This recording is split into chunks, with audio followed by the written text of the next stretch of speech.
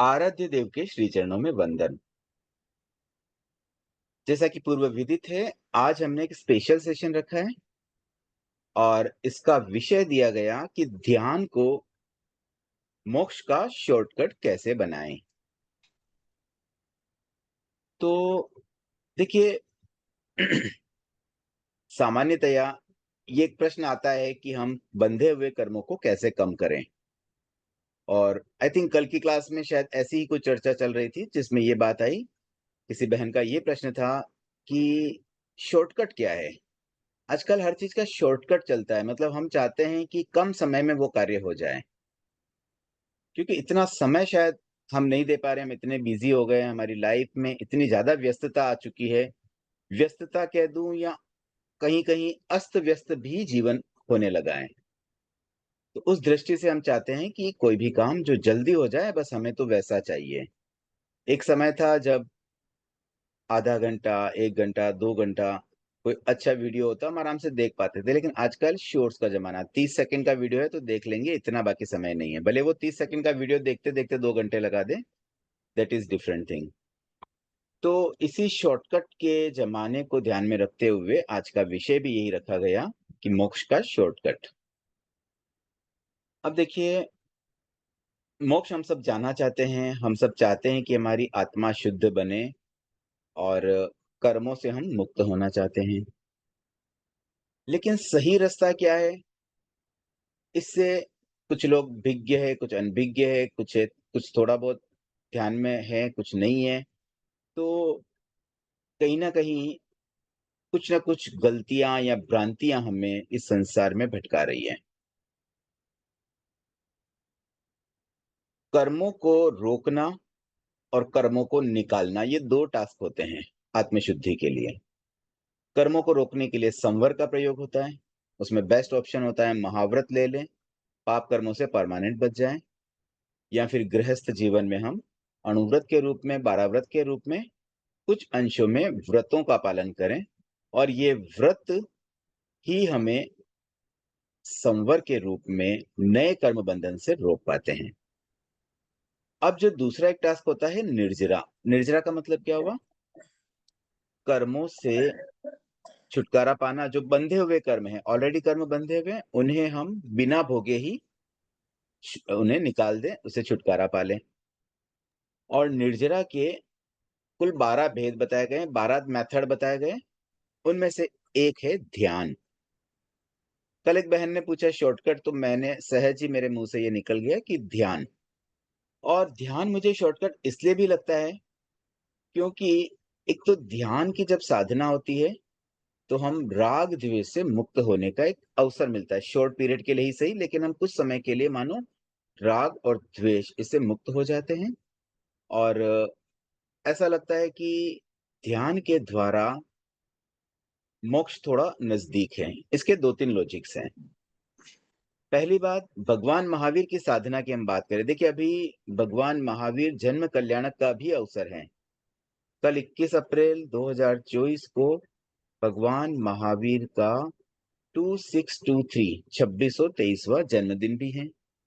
तो इस उपलक्ष्य में ही समझ ले ये स्पेशल सेशन हो गया है सहज में।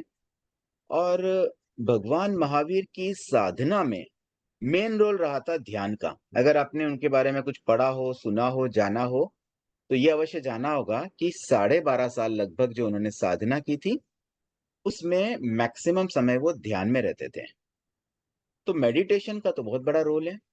लेकिन आज अगर देखा जाए तो आज जैन धर्म में ध्यान उतना अधिक प्रचलित नहीं है जितना कि अन्य चीजें। अन्य चीजों में क्रियाकांड सबसे अधिक है कि अमुक क्रिया करना। इवन जैसे मूर्ति पूजक संप्रदाय में भी मेनली क्रियाओं पर ज़्यादा फ़ोकस हो रहा है।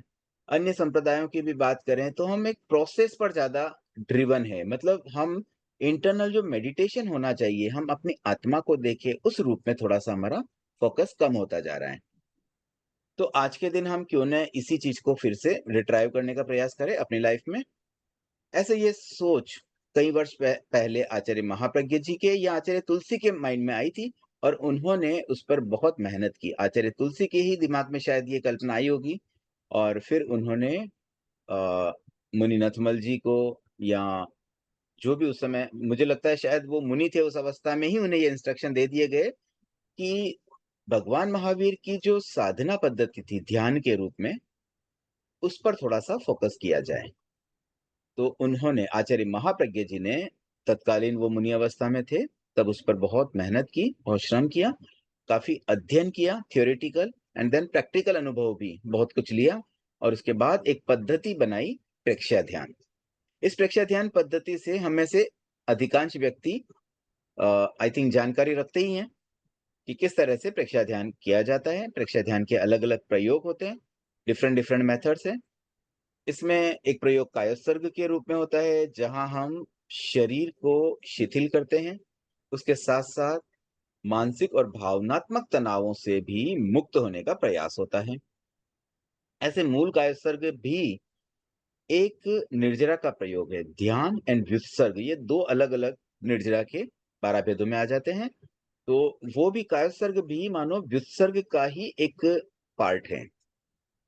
इसके अतिरिक्त श्वास प्रेक्ष्या या कोई पर्टिकुलर चैतन्य केंद्र आदि स्थानों की प्रेक्ष्या, शरीर के विविध अवयवों को देखना, उस पर फोकस करना, और भी इसमें बहुत प्रयोग होते हैं। अनुप्रेक्षा एक बहुत बड़ा प्रयोग है, जिसमें हम अपनी अगर आदतों को बदलना है, हम कोई चेंजेस चाहते हैं, तो उन चेंजेस को हमें रिकॉल करना होता है, बार-बार वो चीज़ें दोहरानी होती हैं। पहले हम शब्दों से दोहराते हैं, 9 बार शब्दों से, फिर 9 बार मन में, और बाद में उसको इस रूप में आत्मसात कर लेते हैं कि वो चीज़ें हमारे साथ कंटिन्यू चलती रहें। तो इससे हम अपनी हैबिट्स भी बदल सकते हैं। और मुझे लगता है कि अ, आप लोग जो भी यहाँ थोड़ा बहुत ध्यान का नॉलेज रखते हैं, जैसे धीरेन्द्र जी ने तो कल कन्फर्म किया था कि वो 25 सालों से ध्यान कर रहे हैं, बट कुछ न कुछ ध्यान तो हम भी करते ही होंगे। तो आपने ये अनुभव भी किया होगा कि जब ध्यान का हम प्रयोग करते हैं, तो हमारी कषायों की भी मंदता हो पाती है, मतलब हमारे राग द्वेष भी थोड़े कम हो पाते हैं। इनफैक्ट कई व्यक्ति जो रेगुलर ध्यान करते हैं ना, उनका कषाय यानी क्रोध स्पेशली इतना कम हो जाता है ना, कि छोटी-छोटी बातें उन्हें अफेक्ट भी नहीं करती। ऐसे में कई साधकों को मैं जानता हूँ पर्सनली, जिनके लिए मैं ऐसा कह सकता हूँ कि कोई अगर मान लो वो बैठे हैं और कोई उन पे अगर रेत भी आके मिट्टी भी डाल दे, फेंक जाए, तो उन्हें कोई फ़र्क नहीं पड़ेगा, झटक देंगे, एकदम नॉर्मल रहेंगे। They will not affect. इतनी अंदर उनमें कषाय मंदता आ चुकी होती है। तो ऐसे कुछ न कुछ प्रयोग जो हम कर रहे हैं, उससे हमें लाभ भी मिल ही रहा है। अब आज हम यहाँ बात करने के लिए आए हैं कि ध्यान किस प्रकार से किया जाए, किस लेवल तक हमें पहुँचना है, what is the right way of doing meditation, और उस ध्यान से फिर हम कैसे अपने कर्मों की निर्जरा फास्टली कर सकें। ऐसा कहा जाता है कि एक मास खमन तप अगर किया जाए और उसके सामने 1 मिनट का शुद्ध ध्यान हो जाए, तो संभव है कि शुद्ध ध्यान से मास खमन से भी ज़्यादा निर्जरा हो सकती। तो संभावना ऐसी बनती है कि ध्यान अगर हम अच्छे से करना सीख जाएँ, उसमें हमारी भाव शुद्धि आ जाए, तो डेफ़िनेटली ये शॉर्टकट का रूप भी ले सकता है। शॉर्टकट किसका? आत्मशुद्धि का, कर्म निर्जरा का, मोक्ष पहुँचने का। तो देखिए, प्रेक्षा ध्यान के जो डिफरेंट प्रयोग होते हैं, उनमें हम किस तरह से ध्यान करते हैं, ध्यान का एक्चुअली मतलब क्या होता है? पहले हम ध्यान शब्द को समझें। हम अपने डे टू डे लाइफ में इस शब्द का बहुत अधिक प्रयोग करते रहते हैं। कई बार हम किसी को जब इंस्ट्रक्शन देते हैं, देखिए हम स्वयं के लिए शायद कम इंस्ट्रक्शन देते हैं। हमारी लाइफ का एक ये सिस्टम सा बन चुका है कि हम दूसरों को ज़्यादा इंस्ट्रक्शन देते हैं, स्वयं को कम देते हैं। तो हम कभी किसी को कहते हैं, कोई गाड़ी चला रहा है, भई ध्यान से चला। कभी कोई खाना खा रहा है तो ध्यान से खाना खाओ। टीवी देखते-देखते मत खाओ, ज़्यादा बातें मत करो बीच में। चलते समय भी हम कहते हैं, भई ध्यान से चल। कोई अगर मान लीजिए लड़खड़ा गया, किसी से टकरा गया चलते-चलते, तो हम क्या बोलते हैं कि भई ध्यान से चलो।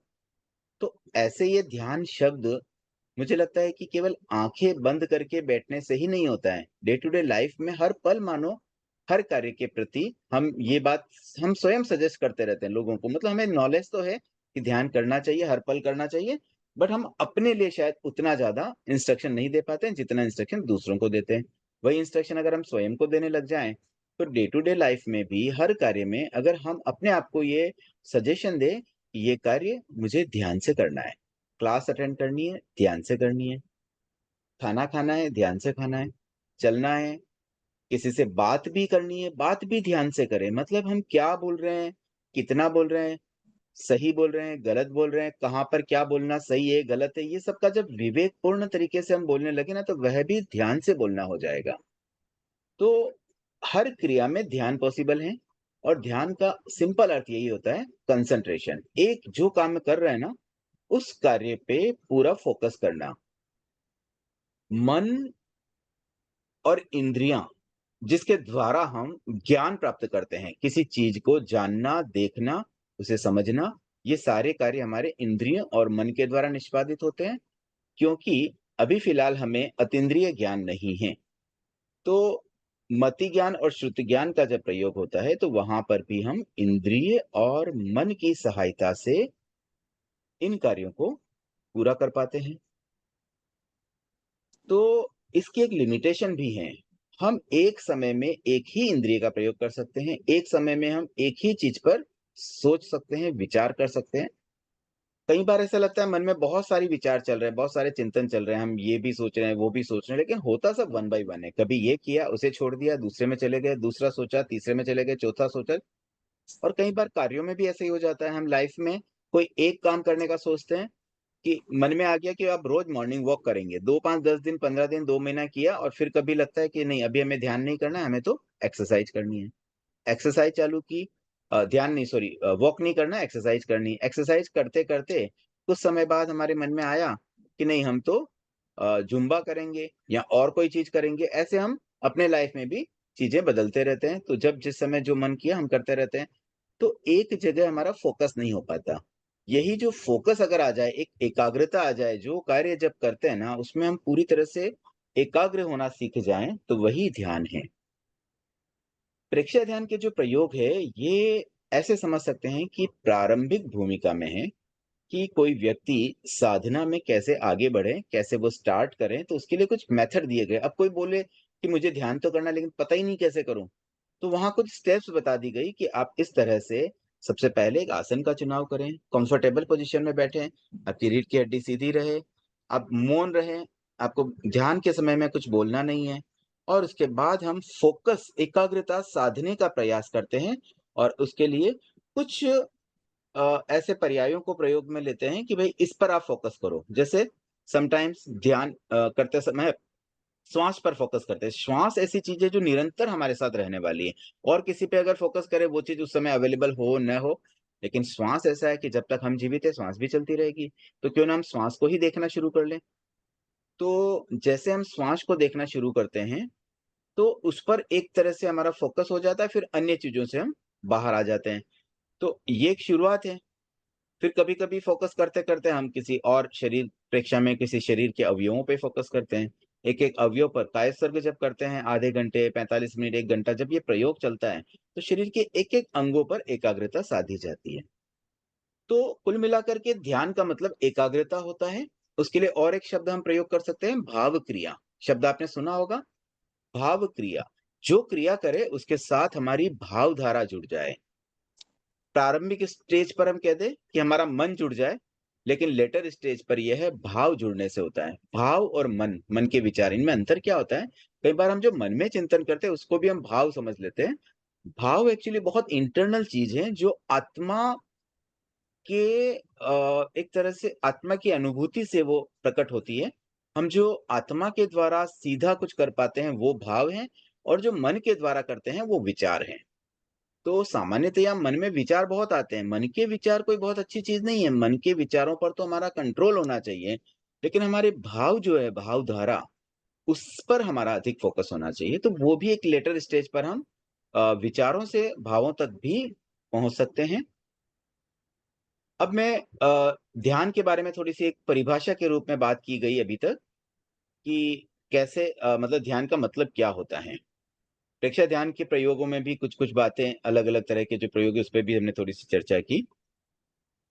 अब हम इस पे आते हैं कि निर्जरा किस तरह से ध्यान से हो पाएगी, और हम ध्यान में क्या करें, और हमारा लेवल कहाँ तक हमें अचीव करना है।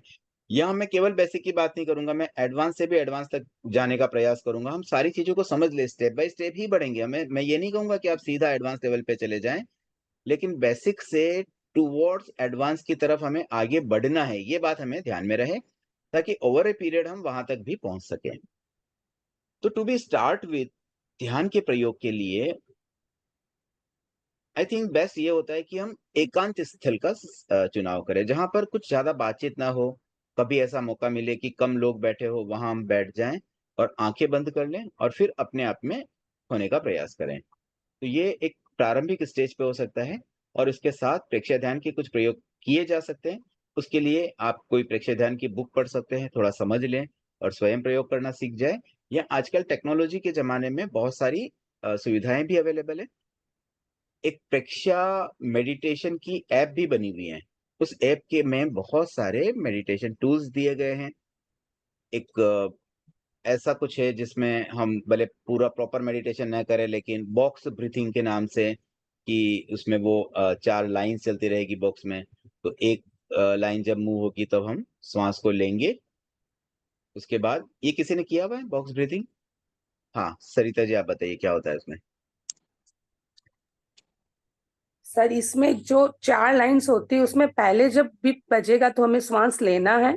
फिर नेक्स्ट जो लाइन होती है उसमें उसको रोक के रखना है श्वास को, फिर छोड़ना है, फिर वापस रोक के रखना है, फिर लेना है, फिर रोक के रखना है, फिर छोड़ना है। इस तरह से ये प्रोसेस चलता रहता है। ठीक है, तो सब इसको हम समताल श्वास प्रक्रिया भी बोल सकते हैं। समताल इक्वल मतलब जितना समय श्वास लेने में लगे उतना ही छोड़ने में लगे, और उतना ही बीच बीच में दोनों तरफ गैप रहे, श्वास लेने से पहले और छोड़ने के बाद। हाँ धीरेन्द्र जी, आप कुछ कहना चाहते हैं?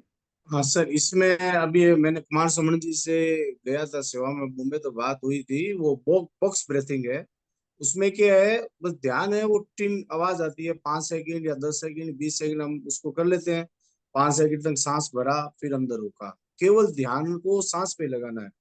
फिर 5 सेकंड अंदर रोका, फिर 5 सेकंड बाहर रोका, बाहर छोड़ा और बाहर रोका। ये चारों श्वास प्रश्वास की क्रियाएं वो एक साथ हो। तो उसमें हम समय को बढ़ा सकते हैं, 5 सेकंड किया, फिर 10 सेकंड, 15 सेकंड, ऐसे 20 सेकंड तक 1 मिनट में एक श्वास पे आ सकते हैं। सांस को लेना, अंदर रोकना, छोड़ना और बाहर रोकना। तो ये बहुत अच्छी क्रिया है। 10 मिनट तक, कम से कम इसको 10 मिनट तक करते हैं, तब इसका प्रभाव पड़ता है। एक्चुअल में एकाग्रता के लिए और मानसिक संतुलन के लिए सही है। और इसमें ठीक है, और गहराई में आगे जाना हो तो बात देखें, आप बताओ कोई। तो जैसे एक टूल के बारे में भी हमने चर्चा की, बॉक्स ब्रीदिंग, और ये स्टार्ट करने के लिए सबसे बढ़िया है क्योंकि इसमें फोकस जल्दी सेट हो जाता है। एवरी 5 सेकेंड में या 10 सेकेंड में या 15 सेकेंड में, जैसे हमारी फिर आगे अनुभव बढ़ता रहेगा, एकाग्रता बढ़ती है, वैसे वैसे हम इसको बढ़ा सकते हैं।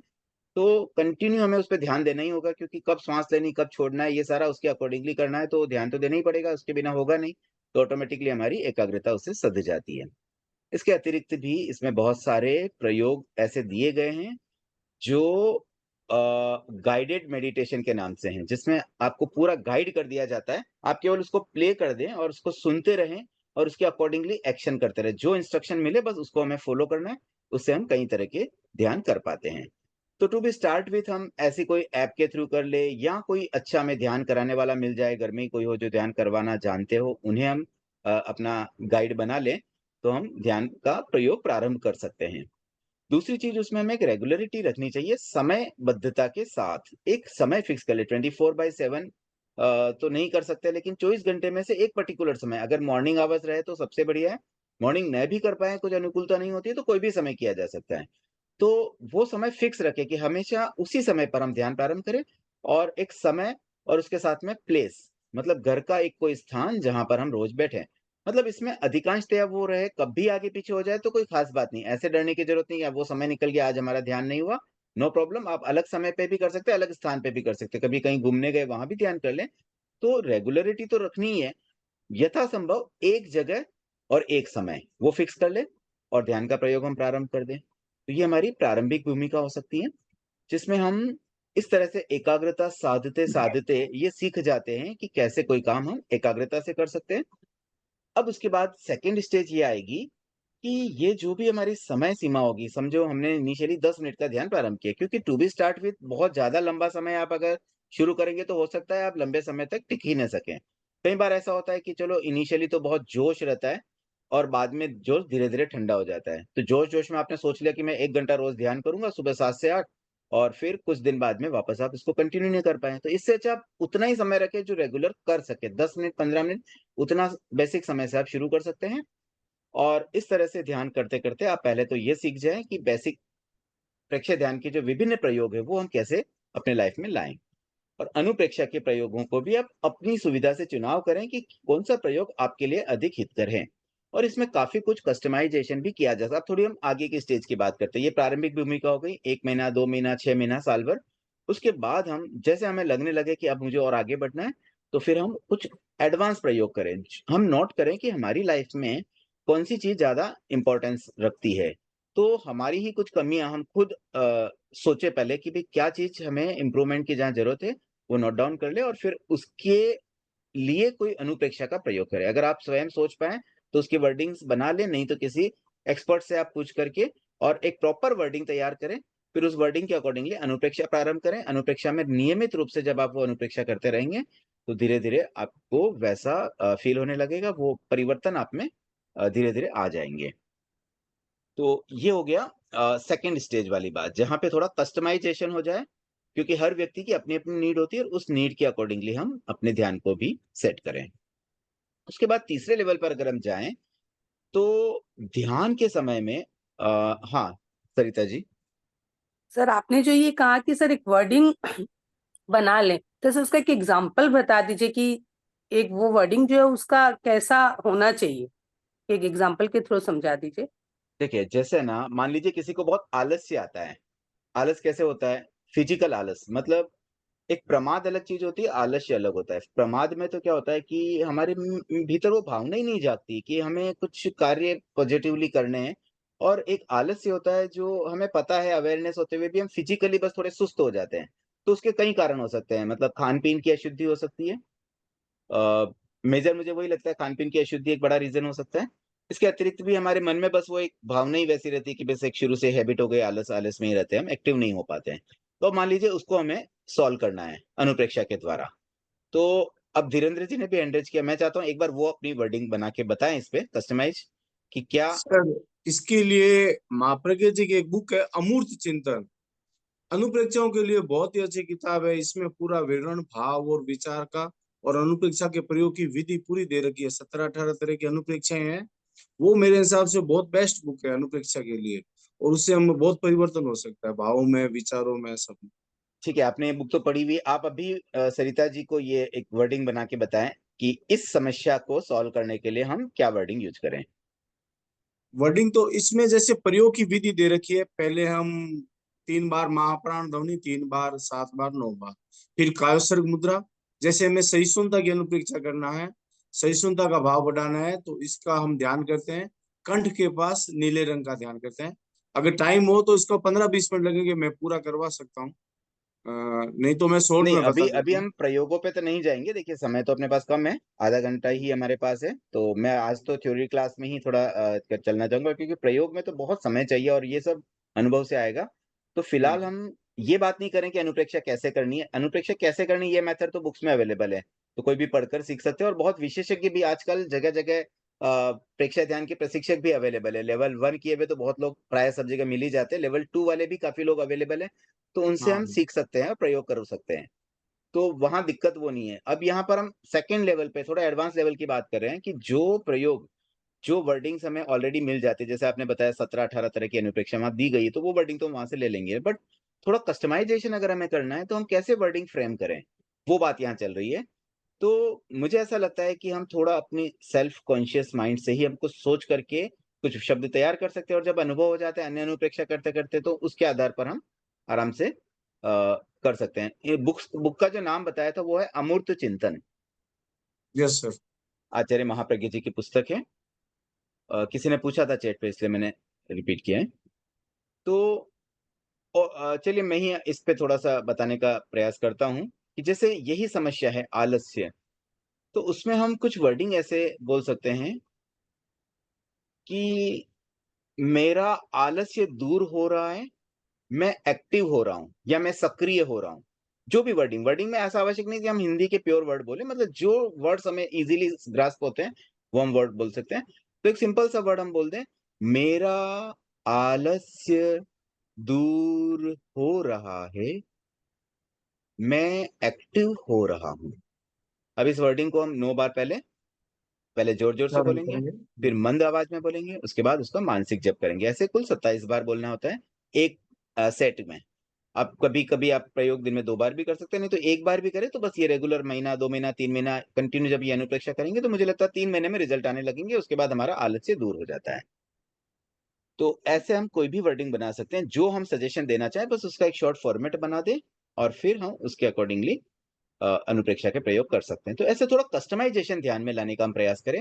ऐसे ही जब हम जो दूसरे प्रयोग करते हैं, इवन जो शरीर प्रेक्षा है, हमारे शरीर में जो पार्ट हमें लगता है कि वहाँ से हम थोड़ा अपने आप को कमज़ोर फ़ील करते हैं, वहाँ हम फ़ोकस करें ध्यान के प्रयोगों में, उसकी प्रेक्षा करें।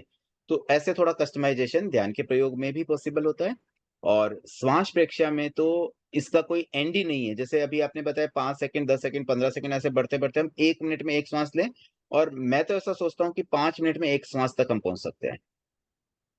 जब हम बहुत मतलब अभ्यास से ही होगा, 1 दिन में तो नहीं होगा, लेकिन साल, 2 साल, 5 साल अभ्यास करते-करते पॉसिबल है कि 5 मिनट आप एक श्वास में निकाल सकते हैं। मतलब श्वास लेने में 1 मिनट, रोकने में 1 मिनट, छोड़ने में और फिर रोकने में, ऐसे 4 मिनट में 1 आप साइकिल कर सकते हैं। समटाइम्स ऐसा हो सकता है कि श्वास रोकने का समय शायद हम इतना न दे पाएँ, तो श्वास लेने का जितना समय है उसका हाफ समय हम रोकने में लगा दें और श्वास लेने जितना समय छोड़ने में पूरा लगाएँ और फिर रोकने का समय आधा लगा दें। इस तरह से भी कुछ डेविएशंस हम कस्टमाइज़ कर सकते हैं। तो ऐसे कस्टमाइज़ेशन के कई तरीके हो सकते हैं जो हम स्वयं डिराइव करेंगे, ये सेकंड स्टेज की अभी बात चल रही है। ठीक है? यहाँ तक सबको क्लियर हुआ है?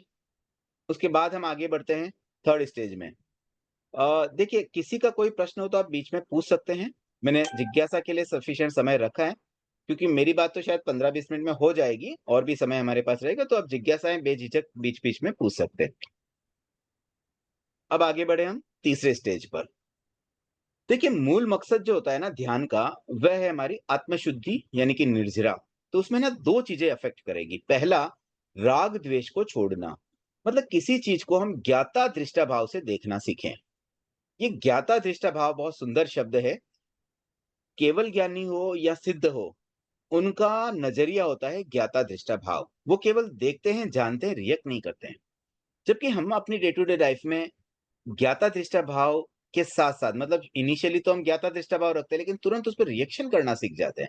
और इसीलिए प्रेक्षा ध्यान में जैसे हमने भाव क्रिया की बात की थी, वैसे कुछ 5 उपसंपदा है। उसमें से एक उपसंपदा प्रतिक्रिया वृत्ति भी होती है कि कोई रिएक्शन नहीं करना है, बस खाली जानो और देखो, जानो और देखो। तो सबसे बड़ा जो इसमें एडवांटेज होता है ना ध्यान में, हमारे में ज्ञाता दृष्टा भाव का विकास हो सके। ज्ञाता और दृष्टा ये 2 शब्द है। ज्ञाता का मतलब मैं जानने वाला हूँ। ज्ञान और दर्शन का उपयोग हम निरंतर करते हैं, तो ज्ञान के रूप में हम ज्ञाता बन जाते हैं और दर्शन के रूप में हम दृष्टा बन जाते हैं। तो देखना मतलब कोरा आँखों से देखना नहीं है, ये दर्शन का जो सामान्य बोध रूप होता है, आत्मा के द्वारा हम किसी चीज़ को जो रफली ऊपर-ऊपर से थोड़ा बहुत मोटे रूप से जो जानते हैं, वो होता है दृष्टा भाव। मतलब वो देखना है और जब विशेष बोध के रूप में डीपली जानते हैं, तो वो होता है ज्ञाता भाव। कुछ सुनाई नहीं दे रहा है। आई थिंक सुनाई सबको दे रहा है। आपको कोई प्रॉब्लम आपकी टेक्निकल हो सकती है। आप वहाँ पे वॉल्यूम बढ़ाने पे ध्यान दें। तो इस तरह से हम ज्ञाता-दृष्टा भाव का जब विकास होता है ना, तो वहाँ पर हमारे रिएक्शन खत्म हो जाते हैं। जैसे कोई एक्टिविटी घर में मान लीजिए कोई चल रहा है, कोई 2 व्यक्तियों में घर में ही मानो कोई बहसबाजी हो रही है। तो हम देखे सुने, कोई क्या बोल रहा है, दूसरा क्या बोल रहा है, हमने देखा, जाना, दैट्स इट। हमें बीच में पड़ने की आवश्यकता नहीं है। और अक्सर हम अनावश्यक रूप से कई कार्यों में बीच में पड़ जाते हैं। हमें लगता है कि हम बीच में पड़ेंगे तो सब कुछ पूरी दुनिया को सुधार देंगे, लेकिन दुनिया हमसे नहीं सुधरने वाली और हमसे कुछ भी नहीं हो सकता है। कई व्यक्तियों को बहुत लगता है कि हम ही इसलिए ये समाज चल रहा है, हम ही इसलिए ये संस्था चल पा रही है, हमने इतना काम किया, हम ज्ञानशाला में जाते हैं इसलिए इतने बच्चों को हम पढ़ा पा रहे हैं। बट एक चीज़ याद रखें कि ऐसी सोच रखने वाले कई व्यक्ति मर चुके हैं और हम भी एक दिन ऐसे ही चले जाएँगे, लेकिन दुनिया आज भी चल रही है और आगे भी चलेगी। तो इसलिए ज्ञाता दृष्टा भाव भी रखा ना बिना इंटरेक्शन, मान लो हम होते ही नहीं, अगर हमारा अस्तित्व ही नहीं होता, हम इस समय जिस रोल में हैं, जिस गति में अभी हम जी रहे हैं, वैसा अगर हम नहीं होते तो क्या होता? तो भी दुनिया तो चलती ही थी ना। तो हर जगह हमें रिएक्शन करने की क्या ज़रूरत है? जो हो रहा है होने दें। बस देख लिया, जान लिया, उतना सफिशिएंट है। ये भावना हमारे में आए, तो एक तो ध्यान के प्रयोग से हमें ज्ञाता-दृष्टा भाव का हमारा विकास हो। दूसरा ये होता है कि जब हम एक चीज़ में एकाग्र हो जाते हैं, तो अन्य चीज़ों में जो राग-द्वेष की भावना आती है, उससे हमें निजात मिल जाता है, उससे हम थोड़ा फ्री हो जाते हैं। तो राग द्वेष मुक्तता की कुछ अवस्थाएं ध्यान के दौरान हमें मिल पाती हैं। अब इसका तीसरा एडवांटेज ये है कि जब हम ध्यान करते हैं तो उस समय बहुत सारी चीजें हमें डेवलप होती है, जैसे हम आत्मा और शरीर के भेद को समझने लगते हैं, क्योंकि ध्यान अंतर्मुखी होता है। देखिए, वैसे ध्यान के 4 प्रकार होते हैं, आर्त ध्यान, रुद्र ध्यान, ये होते हैं बहिर्मुखी। बाहर की दुनिया को देख देख करके हम उसमें फोकस करते हैं, उसमें एकाग्र होते हैं और उसकी वजह से हम उसी पे, संसार पे ज्यादा मतलब फोकस्ड बन जाते हैं। तो ये बहिर्मुखी ध्यान तो नेगेटिव होते हैं, अप्रशस्त होते हैं। लेकिन जो अंतर्मुखी ध्यान होते हैं, जिसमें धर्म ध्यान और शुक्ल ध्यान अभी वर्तमान में पॉसिबल नहीं है, लेकिन धर्म ध्यान को ही हम अगर अच्छे तरीके से करें तो ये हमारे लिए बहुत हितकर हो सकता है। तो एकाग्रता जो है हमारी, वो अच्छे कार्यों में सधे, सही चीजों में सधे, आत्मशुद्धि के कार्यों में सधे, ये हमारा फोकस इसमें सेट हो जाता है। तो ऐसे ये जो प्रयोग है, ये प्रारंभिक रूप से हमें कर्म निर्जरा में हितकर बन सकते हैं। बट अल्टीमेटली हमारा एम क्या होना चाहिए कि हम आत्मा तक पहुंचे, हम अपनी आत्मा को देखें, आत्मबोध तक पहुंचे, हम स्वयं अपनी आत्मा को फील करने लगे, अपनी आत्मा को अनुभव करने लगे। ये अनुभूति ही हमें अल्टीमेटली मोक्ष तक ले जा पाएगी। क्योंकि प्रारंभिक भूमिका तो मानो कुछ निर्जरा के सामान्य प्रयोग कह दे या एकाग्रता को साधने के साधन कह दे, बट अल्टीमेटली जो लक्ष्य हमने सोचा है मोक्ष के शॉर्टकट के रूप में ध्यान को, वह तभी अचीव होगा जब हम शरीर और आत्मा के भेद विज्ञान को डीपली समझ पाएंगे। ये आत्मा अलग है, शरीर अलग है, ऐसा हमने पढ़ा है, जाना है, लेकिन ऐसा महसूस नहीं कर पाए।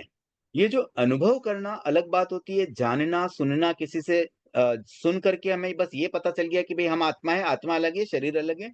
लेकिन स्वयं अपनी आत्मा को अगर हम अनुभव के द्वारा महसूस करेंगे, फील करेंगे, तब जाकर के हम आत्मबोध की अवस्था तक पहुंच पाएंगे। तो ये हमारा तीसरा स्टेज आत्मबोध की अवस्था का होना चाहिए, जब हम अपनी आत्मा को स्वयं अनुभव के द्वारा, देखिए अनुभव के द्वारा जानना और कहने के द्वारा जानना, इस बात के अंतर को केवल अनुभव से ही हम समझ पाएंगे, ये शब्दों से प्रकट नहीं हो सकता है। मैं खाली आपसे कुछ बात कह रहा हूं, लेकिन अब ये अनुभव के द्वारा जानना स्वयं आपका टास्क रहेगा। आप स्वयं जब ध्यान की गहराई में उतरेंगे और अपनी आत्मा को जब अनुभव करने लगेंगे, जिस दिन ये अनुभूति होगी, आपको स्वयं पता चलेगा कि हाँ, आज मैंने अपनी आत्मा को स्वयं अनुभव कर लिया, स्वयं जान लिया, स्वयं देख लिया। अब कोई प्रश्न आपके मन में उस समय फिर नहीं बचेगा कि वास्तव में आत्मा कैसी होती है, क्या होती है, क्योंकि जब स्वयं आप अनुभव कर पा रहे हैं। और अपनी आत्मा को स्वयं अनुभव करना कोई बहुत बड़ा टास्क नहीं है, क्योंकि हम किसी और की आत्मा को नहीं देख रहे हैं, जो खुद हम हैं उसी को तो हमें अनुभव करना है। तो ये अभ्यास के द्वारा करते करते उस लेवल पर हमें पहुंचना है, और इसे हम तीसरी स्टेज के रूप में समझे। यहां तक कोई प्रश्न है? अब मैं हाँ हाँ। 4th स्टेज की बात करूंगा। हाँ बोलिए, प्रेम जी बोलिए।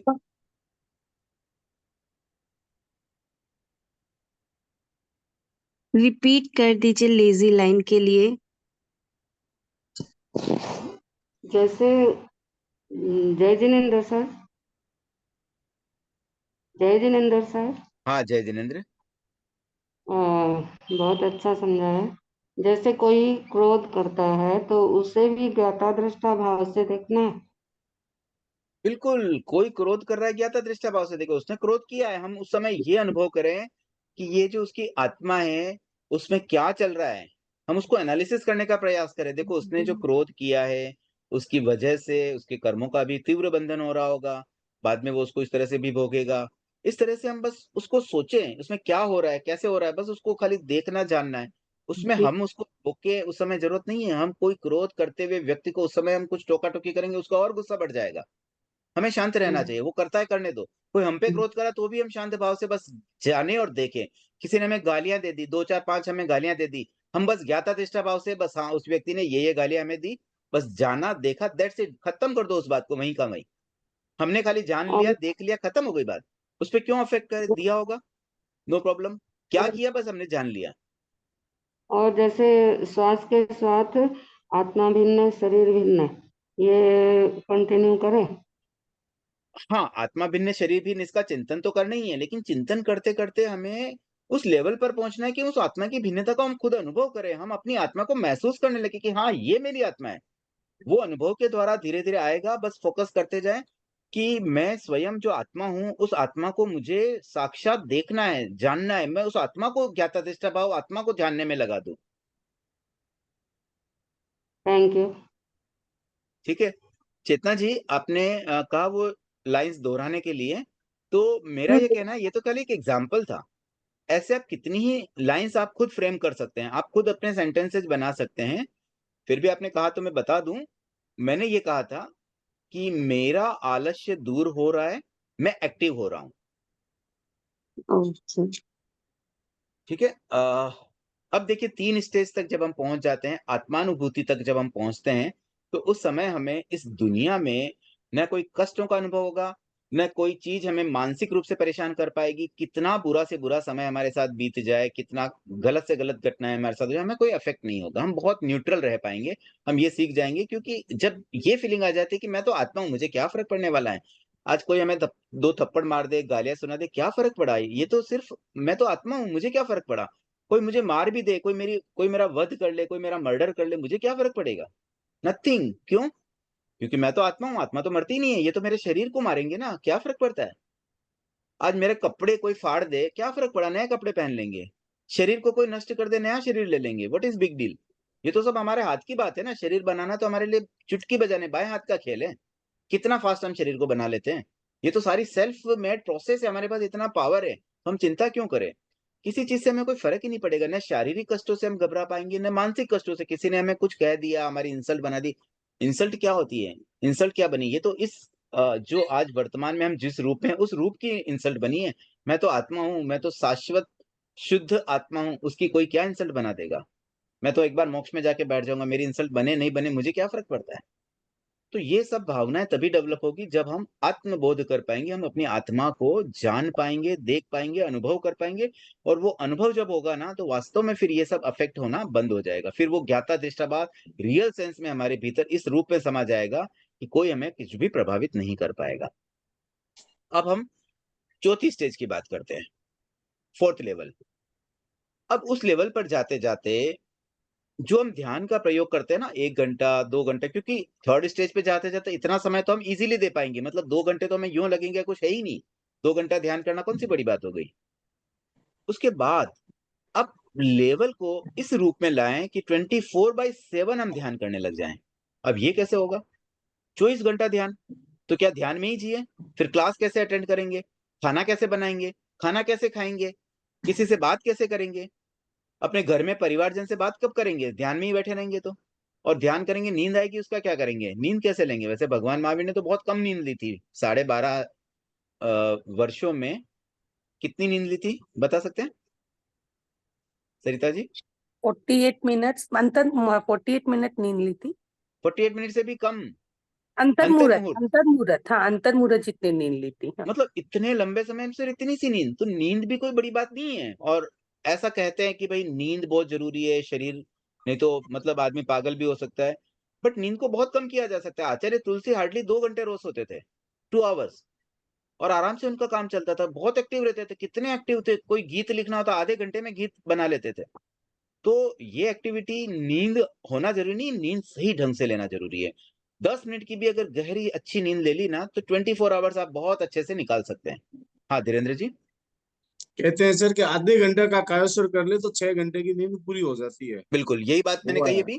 तो मतलब सही नींद लेना नहीं आता, हम नींद लेने का बहाना करके हम बस लेटे पड़े हैं। नींद तो हम सही ढंग से ले नहीं रहे, इसलिए हमारा हाँ, समय मन वेस्ट हो कहीं रहा है। भटक रहा है। तो नींद का बहुमान, ये सब चीजें धीरे धीरे सब सही हो जाएगी। अब 24/7 जो ध्यान की बात मैंने कही थी, उसका तरीका समझे आप, क्या होता है उसमें। जैसे मान लीजिए आपने आत्मबोध कर लिया, अपनी आत्मा को पहचान लिया, तो ये अवेयरनेस हमारी 24/7 रह सकती है। हम हर समय ये जागरूक रखें, भले हम खाना बना रहे हैं तब भी ये जागरूकता रहे कि ये शरीर मेरा काम कर रहा है, बट मैं तो आत्मा हूँ। कोई हम किसी से बात करते समय भी ये क्लियरिटी हमारे माइंड में चलती रहे, निरंतर ये निरंतरता रहे कि मैं आत्मा हूं, मैं शरीर नहीं हूं। और कोई मुझे अगर कुछ कह भी रहा है तो इस रूप को कह रहा है, ये वर्तमान रूप भी मैं नहीं हूं, ये मेरी पर्याय है, सिर्फ आत्मा की एक पर्याय है कि मैं इस समय में इस रूप में, कि मैं धीरेन्द्र के नाम से हूं या सरिता के नाम से हूं या सुधांशु के नाम पे हूं, जो भी नाम मेरा है वो एक वर्तमान रूप है। मैं प्योर रूप से कोई परमानेंटली मैं सुधांशु जैन नहीं हूं। परमानेंटली मैं उपासक नहीं हूँ, परमानेंटली मैं इस परिवार का मुखिया नहीं हूँ, परमानेंटली मैं इस समाज में इस पद पर नहीं हूँ, परमानेंटली मैं इस शहर का निवासी नहीं हूँ। ये सब चीजें टेम्परेरी है, मेरी वर्तमान पर्याय है। उन सब के प्रति जो अवेयरनेस है वो हमारी निरंतर बनी रहे, 24/7 इस चीज को हम ध्यान में रखें। तो ये हमारा ध्यान मानो 24/7 चलता रहेगा। तो जब हम अपनी आत्मा को अलग समझ लेंगे, अपनी आत्मा को हम फील कर लेंगे, तब फिर हम बाहरी परिस्थिति हमें कोई डिस्टर्ब नहीं करेगी। तब आप आँख खोल के भी ध्यान कर पाएँगे, भीड़ में भी ध्यान कर पाएँगे। ये आँख बंद करना, एकांत, ये तो प्रारंभिक अवस्था है कि अभी फ़िलहाल हम कमज़ोर हैं, हमें इतना आइडिया नहीं है, इसलिए हम शुरुआत में थोड़ा बेस्ट चीज़ यूज़ कर रहे हैं। बट बाद में क्या है, आज कोई नया-नया जब क्रिकेट खेलना सीखता है ना, तो उसे अच्छी चीज़ें चाहिए, प्रॉपर पैड होने चाहिए, बैट भी अच्छा होना चाहिए, प्रॉपर बैट सेलेक्ट करेगा। लेकिन जो एक्सपर्ट बन जाते हैं उसको तो कोई भी बैट दे दो, वो तो शॉट मार ही देगा। तो वैसे ही ध्यान का प्रयोग करते-करते हम इतने एक्सपर्ट बन जाएँ कि भीड़ में भी हम अपनी एकांतता का अनुभव करें कि भई मैं अकेला हूँ। ये जो भीड़ दिख रही है ना, समाज में 50 आदमी यहाँ बैठे हुए हैं जो मेरी तारीफ़ कर रहे हैं, सब मेरे गुणगान कर रहे हैं, ये सब टेम्परेरी है। मैं अकेला ही हूँ। कोई मेरा साथी नहीं है। जो मेरे बहुत क्लोज़ है ना, वो भी एक्चुअली मेरे नहीं है, ये अभी टेम्परेरी मेरे हैं, जब तक मैं जीवित हूँ। मेरे मरने के बाद 2 दिन, 4 दिन, 10 दिन रोएँगे, उसके बाद में तो मुझे भूल भी जाएँगे। 100, 200, 500 साल बाद मुझे कोई याद नहीं रखने वाला है। याद रख भी ले तो मुझे उससे क्या मिलने वाला है? मैं तो अपनी आत्मा, मैं अकेला हूँ। ये फीलिंग जब हमारे मन में आने लग जाएगी, मतलब आत्मा हूँ मैं, किसी से मेरा जो संपर्क है, ये सब टेम्परेरी है। कोई भी परमानेंट नहीं है। परमानेंट तो मैं स्वयं, मेरी आत्मा ही है, जो हमेशा मेरे साथ है। हम अरहत वंदना में भी ये बात कहते हैं ना कि अ, सच्चा मित्र कौन है मेरा? आत्मा। ये आत्मा, हमारी अ, आत्मा हमारी सच्ची मित्र है। कोई बता सकते हैं अरहत वंदना में क्या वर्डिंग आती है उसके लिए? सच्चम वयम सत्यम वयम सच्चम सत्यम भार नहीं, ये नहीं है। सच्चम वयम। अ, इसमें एक शब्द आता है, अप्पा मित्त ममित्तम च। हाँ, अप्पा मित्तम आत्मा ही मित्तम मेरा। च। तो वो आत्मा तो ही हमारी मेरी मित्र मित्र है। है। हम्म। और इसको है ना और समझाया गया कि किस रूप में आत्मा मित्र कब बनती है? जब हम शुभ प्रवृत्ति करते हैं। और जब हम अशुभ प्रवृत्ति करते हैं, तो वही आत्मा हमारे लिए नेगेटिव बन जाती है। तो आत्मा ही हमारी मित्र है, आत्मा ही हमारी दुश्मन है। दुश्मन कब बन जाती है? जब वो अशुभ प्रवृत्ति में जाती है।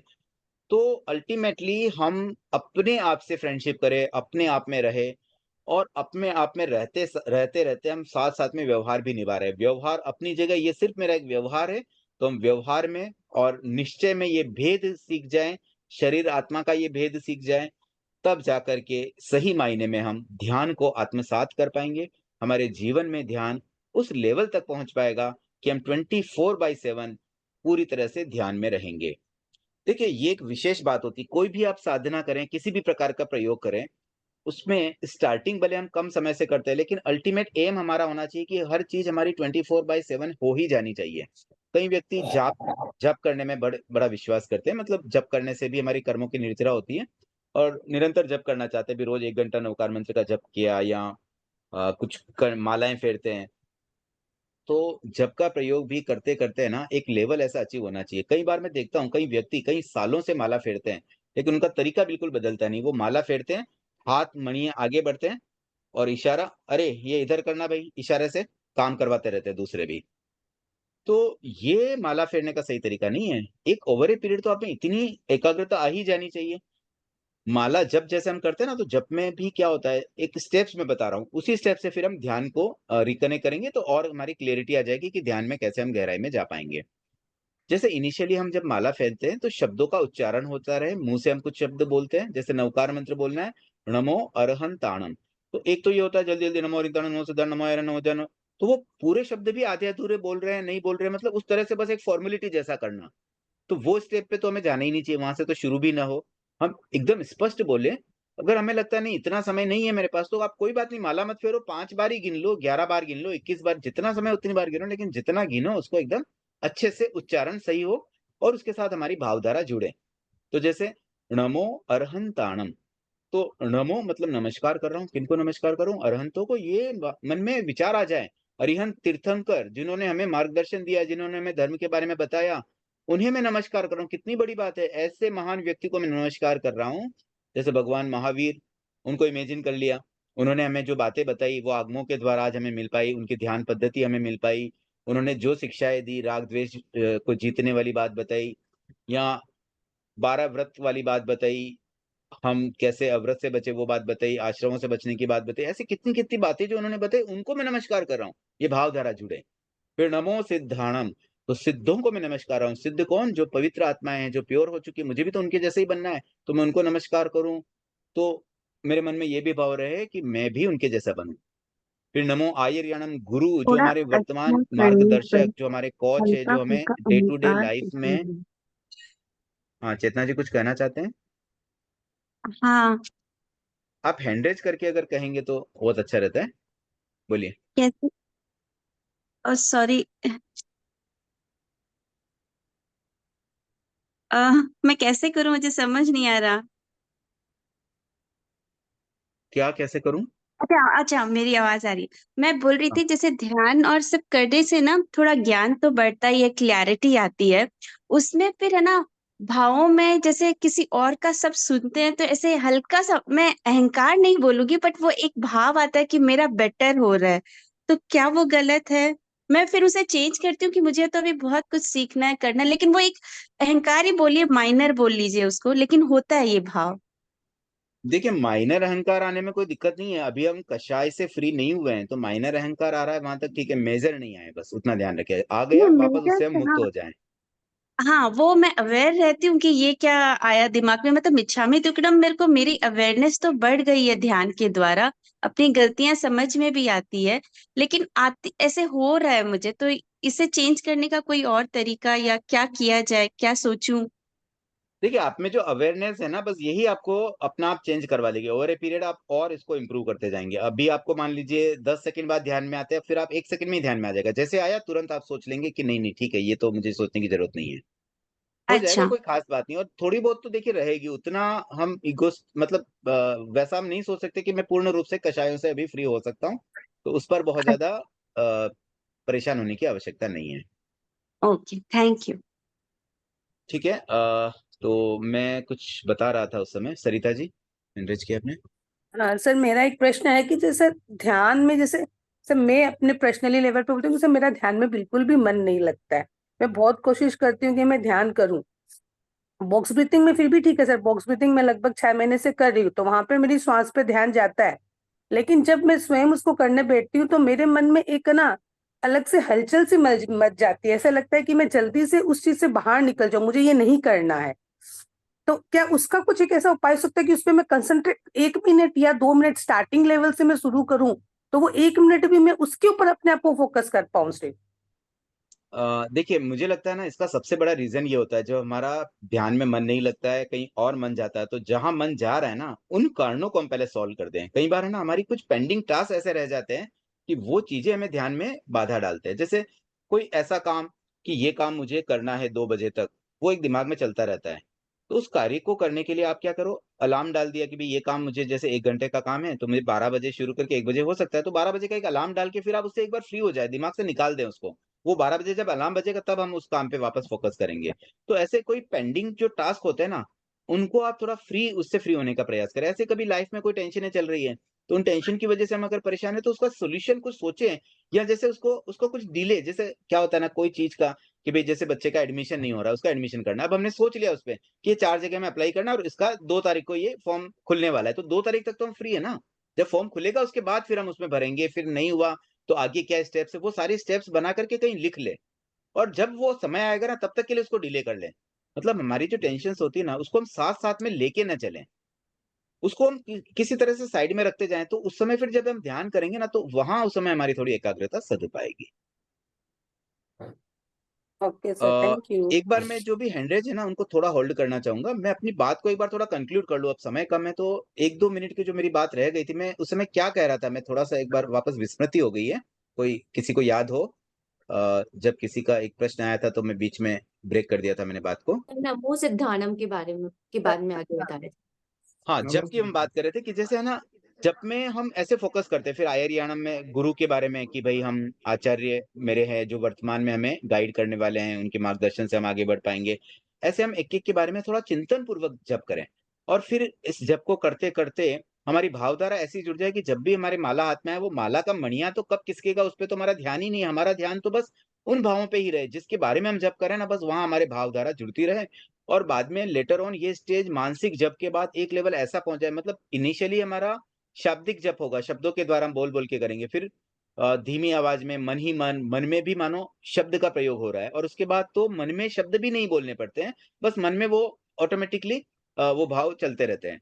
और फिर एक लेवल ऐसा आएगा कि हम नवकार मंत्र का जप 24/7 करने लगेंगे। खाना बनाते समय, पढ़ते समय, टीवी देखते समय बस नवकार मंत्र कंटिन्यू चलता रहेगा। वो भावधारा नमो अरहंताणम, नमो सिद्धाणम, मतलब अरिहंत हमारे लिए पूजनीय है, सिद्ध हमारे लिए वंदनीय है, आचार्य हमारे लिए नमस्कार करने जैसे ऐसी बातें हमारे मन में बस 24/7 सेट हो जाती हैं। तो वो सही मायने में जप का एक्सट्रीम लेवल आ पाता है। तो 24/7 जप आ जाए, इसी रूप में 24/7 हमारा ध्यान आ जाए, उस लेवल को हमें अचीव करना है। इनिशियल प्रयोगों में धीरे-धीरे एकाग्रता साधे, जो जैसा कंफर्टेबल हो, आपको लगे ज़्यादा देर नहीं बैठ पा रहे, 2-5 मिनट बैठते, 2-5 मिनट बैठे, फिर 5 का 5.5 मिनट करें, 6 मिनट करें, ऐसे धीरे-धीरे बढ़े। और फिर जैसे-जैसे मैंने स्टेप्स बताई, उस लेवल पर पहुँचते-पहुँचते शरीर और आत्मा के भेद को समझते हुए आत्मानुभूति तक हमें पहुँचना है। और फिर 24 घंटे हम ध्यान में रहे, हर कार्य में हमारा ध्यान सच जाए, जो काम करें उस समय उतना फ़ोकस रहे, हर कार्य में हमारी ज्ञाता दृष्टा भाव जाग जाए, हमारी भावधारा शुद्ध बन जाए। और जहाँ कहीं हम कोई गलतियाँ कर रहे हैं, हमें तुरंत पता चल जाए, 1 सेकंड में हमें पता चले, नहीं ये गलत हो रहा है, ये मुझे नहीं करना है, यहाँ पे मुझे रिएक्शन नहीं करना है, ये मेरी प्रतिक्रिया गलत हो रही है, यहाँ मेरा बोलना व्यर्थ है, यहाँ मैं अनावश्यक बोल रहा हूँ, यहाँ मेरे साथ ऐसा हो रहा है। वो अवेयरनेस जो हमारे में कंटीन्यूअस आ जाती है ना, यही एक्चुअली सही मायने में ध्यान होगा। और इस लेवल को अचीव करने के बाद मुझे लगता है कि हम मोक्ष भी जल्दी पहुँच पाएँगे। ठीक है, मैंने अपनी बात को एक बार यहाँ पे कंक्लूड किया है। अब जिज्ञासा समाधान या जो भी जिसको बात कहनी है, सबसे पहले साधना जी। सर मुझे पूछना है कि जैसे एक तो जो सरिता आंटी ने बोला कि मेरे में भी एकाग्रता एकदम नहीं आती, तो इसका सॉल्यूशन आपने बोला कि मैं भी ध्यान में बैठती हूँ तो मुझे अंदर से ऐसे लगता है कि नहीं मेरे से नहीं हो पा रहा है और मैं उसको स्टॉप करके हट जाती हूँ। और मेरे को एक और क्वेश्चन था, दैट इज कि प्रेक्षा ध्यान मेमोरी इम्प्रूव करने के लिए अच्छा होता है, बच्चों के लिए भी अच्छा होता है, तो ये बच्चों को कैसे समझाए कि करो, करना चाहिए? क्योंकि एक दो बार प्रेशर में आके तो वो कर लेते हैं, पर वो लॉन्ग रन में नहीं कर रहे। देखिए आज जो मैंने चर्चा की ना ध्यान के बारे में, वो मैंने केवल आत्मशुद्धि की ही बात की है। ऐसे इसके बहुत सारे दूसरे साइड बेनिफिट्स भी हैं, जैसे मेमोरी बढ़ती है, तनाव मुक्ति होती है। बट मुझे लगता है ना ये बहुत साधारण चीज़ें हैं। इवन हेल्थ के लिए ज़्यादातर व्यक्ति आज हेल्थ के लिए प्रेक्षा ध्यान करते हैं, हेल्थ के लिए योगासन करते हैं। 90% मैंने देखा है कि प्रेक्षा ध्यान का प्रयोग मोस्टली अपने शरीर को ही बस सुधारने में लगे हुए हैं, अपनी आत्मा तक तो पहुँच ही नहीं पा रहे हैं। तो आज मैंने जो बात की वो बहुत डीप वाली बात थी, लेकिन ये भी जो इसके साइड बेनिफिट है उस पर भी हम ध्यान दें तो बुरा नहीं है। तो जैसे मेमोरी बढ़ती है बच्चों की, बच्चों को हम कैसे प्रेरित करें, तो उसमें देखिए उन्हें कुछ इंटरेस्टिंग चीज़ें करवाएँ, जैसे महाप्राण ध्वनि उन्हें शायद मज़ा आएगा, वैसे कुछ प्रयोग करवाएँ और कुछ कॉम्पिटिशन रखें। जैसे 2 बच्चे हो तो उनमें आपस में कॉम्पिटिशन कि कौन कितनी देर लंबा कर पाता है। तो ऐसे कुछ-कुछ प्रयोग जहाँ कॉम्पिटिशन आ जाता है, कुछ एक उनकी भावना थोड़ी शायद जल्दी जुड़ पाएँ। और कुछ जैसे प्रेक्षा मेडिटेशन ऐप में अगर बहुत छोटे बच्चे हैं तो आप अपना फ़ोन जैसे उन्हें यूज़ करने के लिए दें, या जिसके पास अपना स्वयं का फ़ोन हो, तो वो उसमें भी कुछ ऐसे मोटिवेशनल चीज़ें हैं कि जैसे आप ध्यान करते हैं प्रतिदिन तो आपको 10 पॉइंट मिलते हैं। अब आपने ब्रेक कर दिया तो आपके 10 पॉइंट माइनस हो जाएँगे। तो इस लालच में भी चलो यार 5 मिनट तो कर ही लो। तो ऐसे कुछ बच्चों को इंसेंटिव मिले, तो आप भले ऐप के थ्रू उनसे ना करा पाएँ क्योंकि उनके पास शायद अलग फ़ोन ना हो, तो आप उन्हें एक डायरी बना के दे दें, उसमें नोट कर लें कि जिसने जितना दिया उसका फिर मंथली आप खुद अपना एक मार्किंग सिस्टम बना दें और फिर उस मार्किंग सिस्टम से बच्चों में कॉम्पिटिशन पैदा कर लें। तो उस बहाने से वो नहीं मुझे तो आज करना ही है, और उसमें आप एक्यूरेसी का भी मार्क्स दें, कौन कितना अच्छा करता है। कुछ चीज़ें जो बाहर से आप भी देख सकते हैं जैसे महाप्राण ध्वनि आदि, ये तो आप देख सकते हैं। फिर कुछ चीज़ें भी आँख बंद करके बैठे तो सही ना, भले उनका मन लग रहा नहीं लग रहा अलग बात है, लेकिन मैं आज 5 मिनट बैठा, 10 मिनट मिला, उसमें आप पॉइंट सिस्टम कुछ बना के और फिर मंथली उनका एक एवोल्यूशन करें और उन्हें कुछ गिफ्ट भी दें। गिफ्ट भले आप शब्दों के द्वारा भी दे सकते हैं, भी एक बोर्ड बना लिए, जैसे घर में ही हमने एक बोर्ड लग दिया, उसके ऊपर उसका नाम आएगा। 5 दिन तक उसका नाम रहेगा कि विनर ऑफ द मंथ ये नाम है। तो वो उसमें भी एक इंसेंटिव मिलता है कि चलो मेरा नाम वहाँ आए, या फिर कोई चीज़ प्रायोरिटी हो जाए कि नहीं इस महीने में उसने किया तो पहले उसको मिलेगा। 7 दिन के लिए। वैसा कुछ आप तरीके सोच सकते हैं जिससे उनको थोड़ा एक इंटरेस्ट क्रिएट हो जाए, बाद में करते-करते तो फिर स्वयं उनको मज़ा आने लग जाएगा। Thank you sir sir. Jinendra sir, मैंने हैंड रेज नहीं किया, बट एक मैं अपने बेटे के साथ कराती हूँ, वो मैं इन्हें सजेस्ट कर सकती हूँ क्या? हाँ बोलिए। जैसे हर रोज रात को ना उसे मैं हम लोग पहले पहले इनिशियल्स में हम सब साथ में करते थे महाप्राण ध्वनि। तब उससे क्या है, वो हैबिट में आ गई। अब डेली खाली उसे एक बार कहना पड़ता है कि भाई तुम्हें आज करना है, और जनरली वो खुद ही कर लेता है। किसी दिन मिस होता है तो हम उसे याद दिला देते हैं, बट इनिशियल में आप उसके साथ करोगे तो उसको ज्यादा इंटरेस्ट आएगा एवरीडे बेसिस पे।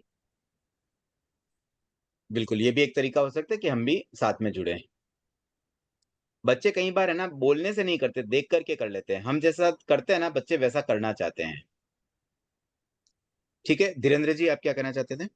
सर जैसे सरिता जी साधना जी ने बताया ना कि ध्यान में मन नहीं लगता, इसके लिए क्या है, एक मिनिमम जैसे अरम की ध्वनि है या ओम का उच्चारण है या महाप्राण ध्वनि है, इसको 21 बार कंटिन्यू करें और इसको धीरे धीरे अंतराल से लंबा करते जाएंगे ना तो अपना मन लगने लग जाएगा ध्यान में।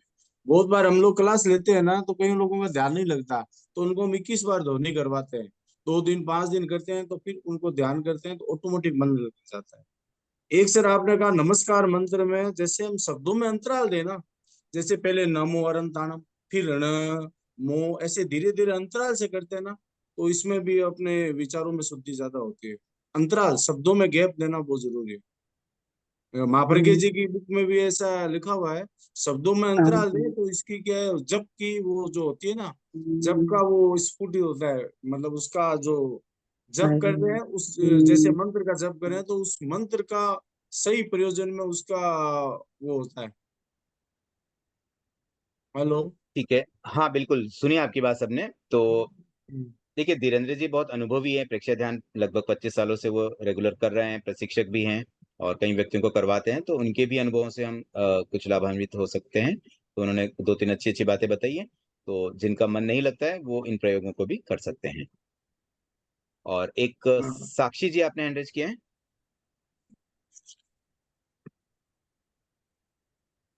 जय जिनेन्द्र।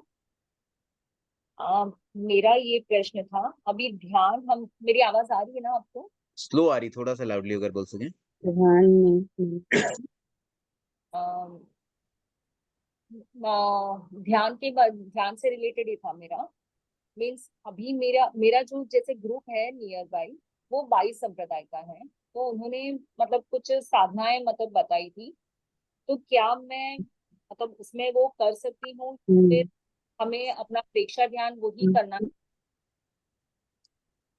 देखिए, ऐसा कुछ गलत नहीं है किसी और ध्यान पद्धति को अडॉप्ट करने में, लेकिन हमें हमारे गुरुओं ने कोई अगर मार्ग दिया तो हमें उसको प्रायोरिटी देनी चाहिए। तो आप साथ में करते हैं, वहां पर आप उनके साथ उस तरह से कर लें, लेकिन अकेले में तो हम अपने प्रयोग भी कर सकते हैं। आप फिर स्वयं कंपेयर करें, और जहां आपको लगता है कि इस प्रयोग में आपको ज्यादा एंजॉय हो रहा है, ज्यादा मजा आ रहा है, और क्योंकि देखिए लॉन्ग टर्म में आप तभी टिक पाएंगे जब आप उस चीज को एंजॉय करते हुए करें। अगर आप उसको बर्डन के रूप में करेंगे, नहीं मुझे ध्यान करना पड़ रहा है, तो वो लंबे समय तक उससे लाभ नहीं मिलेगा। आपको ध्यान करने में मजा आना चाहिए, बस वो चीज आप देखिए, और मजे के साथ साथ में ये भी देखिए कि उसका आउटपुट भी आपको अच्छा मिले। जिस ध्यान से आप में कषाय की मंदता आए, आपका व्यवहार अच्छा बने, आपका डे टू डे लाइफ में कुछ अच्छे परिवर्तन, पॉजिटिव चेंजेज आए, तो वो ध्यान अच्छा है। और हमें तो अल्टीमेटली आत्मबोध तक पहुंचना है, और आत्मबोध में कोई संप्रदाय आड़े नहीं आता है, कोई धर्म आड़े नहीं आता है। वहां तो बस हमारी आत्मा और हम, इसके बीच में और कोई आ नहीं सकता है। तो वो लेवल आप कहीं से भी शुरू करके पहुंचे, बट वहां तक हमें पहुंचना, ये लक्ष्य रख करके आप आगे बढ़े। Thank you. चलिए, तो अब समय भी हो गया है। आज की क्लास को मैं यहीं विराम देना चाहता हूँ। और ये शॉर्ट सेशन, स्पेशल सेशन था, बहुत कम नोटिस पर। रात को 12 बजे बाद मैंने मैसेज डाला था और 7 बजे मॉर्निंग की क्लास थी, फिर भी 80 से अधिक व्यक्ति इस क्लास में जुड़े हैं।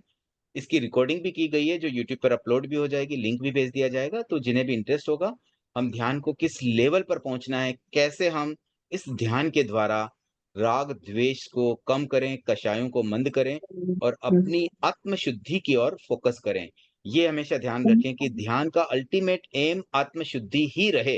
ये प्रारंभिक लेवल पर कई बार व्यक्ति अपने शरीर को ठीक करने के लिए, इलाज के लिए, मेडिकेशन के लिए मेडिटेशन कर लेते हैं। तो हमें तो मेडिटेशन आत्मा के लिए करने हैं, अपनी आत्मा की हेल्थ को अच्छा करने के लिए करना है। और हम अपनी आत्म शुद्धि के लक्ष्य के साथ जब आगे बढ़ेंगे, तो डेफिनेटली ये ध्यान मोक्ष का शॉर्टकट बन सकेगा। इसी बात के साथ मैं अपनी बात को विराम देता हूँ।